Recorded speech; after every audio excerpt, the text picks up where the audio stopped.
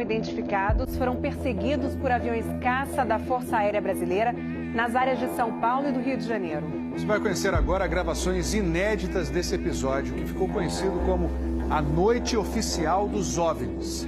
Foi assim que o Fantástico deu a notícia.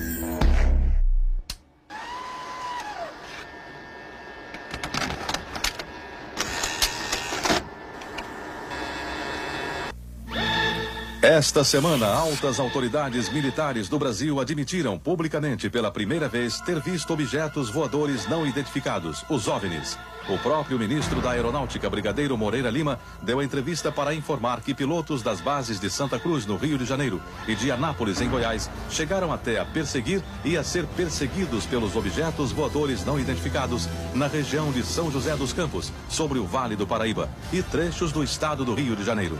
Eram 21 OVNIs, segundo os militares, que ficaram mais de 3 horas sobrevoando o território brasileiro na noite de segunda e madrugada de terça-feira. Toda vez que é detectado algum objeto não identificado, evidentemente há um processo bastante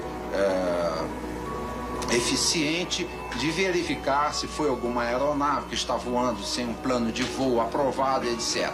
Mas quando se comprova que é algo diferente, as aeronaves então são acionadas. O que ocorreu foi que os radares detectaram vários objetos não identificados. Veja agora, minuto a minuto, o que aconteceu naquele 19 de maio. Às 8h30 da noite, um ponto luminoso é avistado pelo controlador de tráfego aéreo na torre do aeroporto de São José dos Campos, São Paulo. Um avião Xingu da Embraer se aproxima para pouso e o controlador pergunta ao comandante: "Você está vendo o ponto luminoso?" O Xingu confirma o avistamento, muda a rota e tenta se aproximar do OVNI. Quem estava no comando do avião era o coronel Osiris Silva, que voltava de Brasília depois de tomar posse como presidente da Petrobras. Eu vi um objeto luminoso no espaço, parecia um astro normal. Eu voei na direção dele e após 5, 6 minutos de voo, fiquei com a impressão de que ele começou a esmaecer, a perder a intensidade e o brilho. 9h14 da noite. O controle de radar de São Paulo registra sinais sem identificação. 9h20. O controle aéreo em Brasília confirma a presença de objetos voadores não identificados. 10h23. O primeiro jato F-5 decola da base aérea de Santa Cruz, no Rio de Janeiro. Ele carrega armamento de guerra pronto para ser acionado. 10h45. O radar da base aérea de Anápolis, em Goiás, detecta sinais no radar. Um Mirage também armado decola em busca dos OVNIs. 11h15 da noite. O piloto do primeiro F-5 a entrar em ação avista um ponto luminoso e começa a perseguir o objeto voador não identificado. Nosso objetivo justamente era esse, se aproximar e identificar. Nós não conseguimos nem nos aproximar, muito menos identificar. 11h17. Mais um Mirage. 11h20.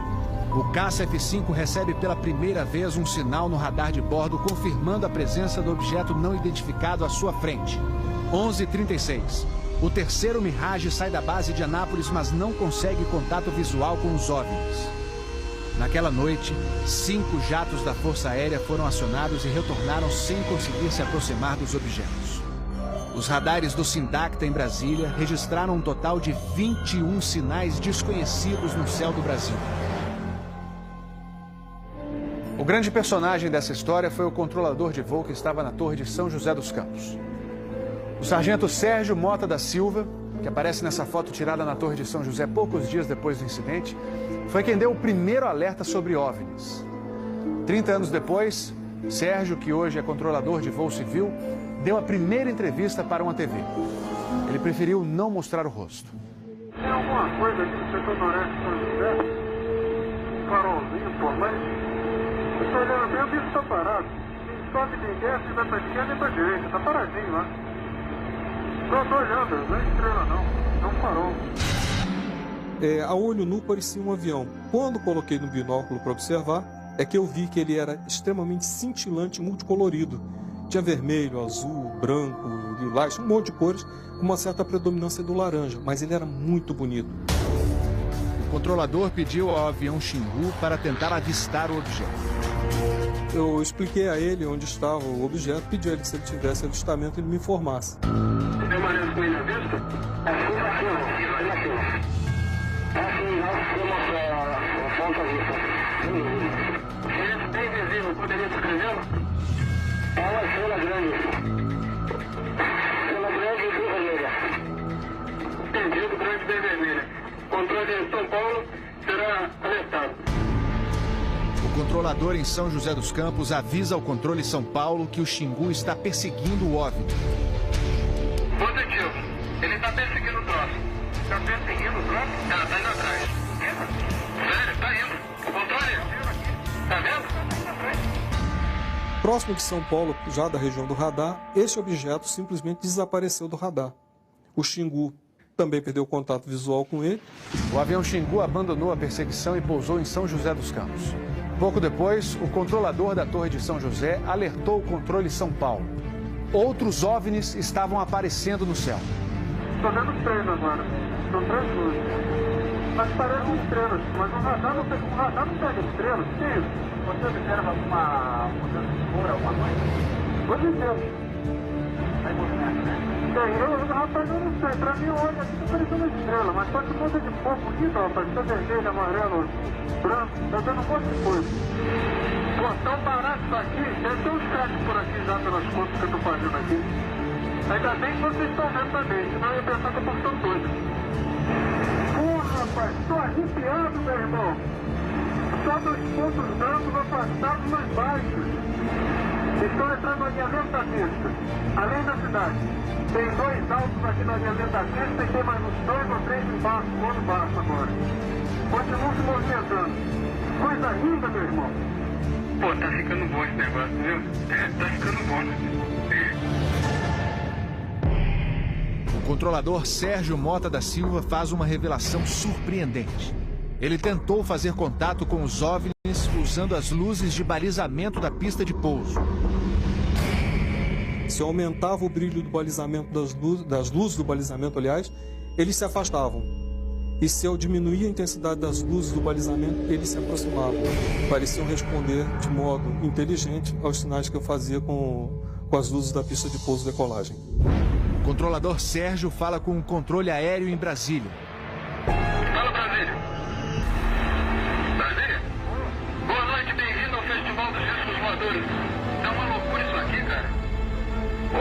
Pô, os que eu pude ver mudavam de cor o tempo todo. Vermelho, amarelo, azul, lilás, aquele festival de cores. As ocorrências terminaram já perto do nascer do dia, lá pelas 4 e pouco, 5 horas da manhã. Os últimos objetos foram vistos. Como é que tá a situação aí? Ô, rapaz, isso aqui foi um festival. E agora, como é que tá? Agora não sei o que é mais não. Você não informa nada. Positivo. Mas você não está avisado. Positivo. O Fantástico também teve acesso às gravações das conversas entre os pilotos e a defesa aérea. Um desses pilotos era o capitão Armindo de Souza Viriato. Veja agora como foi que ele perseguiu um OVNI com armamento pronto para ser usado. Eu tenho contato. Confirma? Foi contato. Prossiga nesse contato, caçador. 7. Caçador passando a Rojão. 7.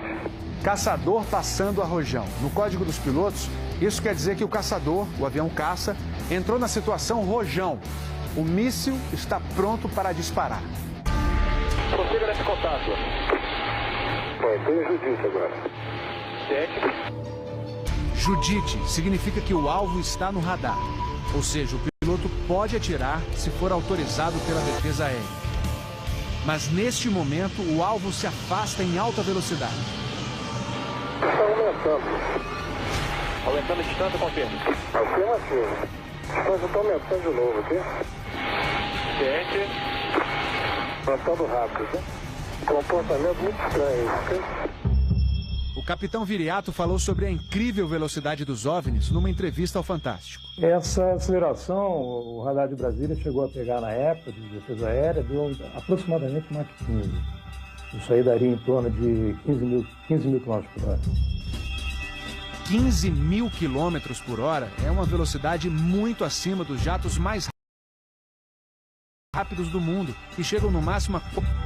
Um documento confidencial do Comando de Defesa Aérea de junho de 1986 concluiu: Os objetos produziram ecos nos radares do sistema de defesa e também nos jatos que perseguiram os OVNIs. Houve contato visual dos pilotos. Os objetos atingiram velocidades supersônicas e mostraram capacidade de acelerar e desacelerar de modo brusco.